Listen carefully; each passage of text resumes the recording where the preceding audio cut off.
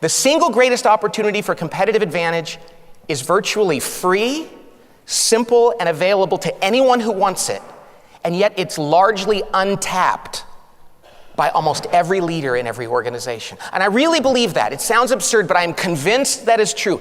The single greatest differentiator and competitive advantage is sitting right underneath the noses of every leader, and most of them ignore it.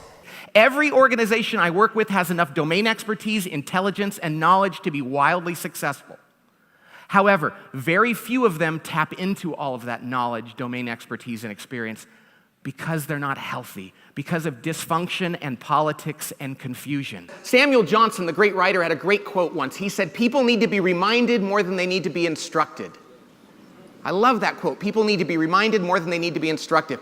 And I believe that's completely true. I'm just a reminder. I'm going to remind you of things you already know, maybe in a way that'll help you remember them and put them into practice. A really, really smart organization that's unhealthy, and I see a lot of them all the time, especially in the high-tech arena, they tap into only a fraction of the knowledge they have. Healthy organizations like Southwest Airlines, they're not smarter than their competition. They don't have more PhDs and pay their people more and have more knowledge of the industry. You know what they are? Their culture is so healthy, so functional, that they tap into all the knowledge they have, and that analysts look at them and say, they must be much smarter than their competition, but it's not about that. If we can build a healthy organization, we can make decisions that certainly look a lot smarter, and we can thrive. See, when I talk about trust on a leadership team, I'm not talking about predictive trust, which says you and I have known each other long enough to know that if I say something, you can predict my behavior. You can trust what I'm going to do. Or we've been together as a team long enough to where we can predict what one another is going to do. Any group of people, or any two people that have known each other for a long period of time, has predictive trust. That's not that special. The kind of trust that makes a team great, the kind of trust that's required to make a team great, is what I call vulnerability-based trust. Vulnerability-based trust.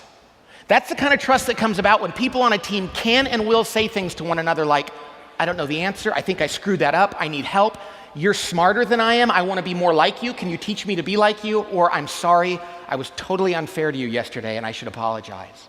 When people can be that emotionally buck naked with one another, and that's what it is, folks. When people can be emotionally buck naked and be completely honest about who they are as a person, warts and all, it creates a dynamic on your team like nothing else. So I like this show, Dirty Jobs, because these people have these really weird, bizarre, dirty jobs, but you know what's amazing about it? A lot of them seem really happy. Like, you'll see this guy, like these alligators, they're 4-footers, they're snapping at them, they're sticking their finger up them to see if they're a woman or a man, put them over, and they're like, "I love this work, I love these alligators." And I think about all the CEOs and senior executives that I've worked with that are miserable. So I got to do some work with professional football teams because I know some coaches, and I was involved, and they'd invite me to training camp. And I was all excited, you know, and I was shocked by what I found. The players would walk around training camp. You would have thought they were digging ditches for minimum wage. Many professional athletes are miserable.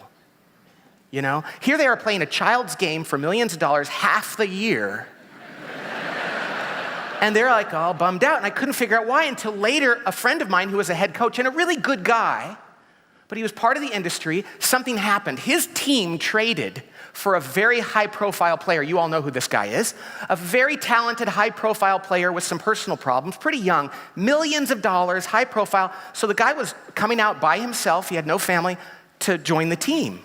And I said to my friend, I said, "Hey, are you and Nancy, your wife, going to have this guy over for dinner so you can get to know him and find out what makes him tick and take an interest in his life?" And my friend said, "Oh, no, Pat, this is professional football. This is a job. No, we don't do that." And I thought, here's a 24-year-old athlete with, honestly, the emotional maturity of probably a 17-year-old, given his background, you know, because it was a different life.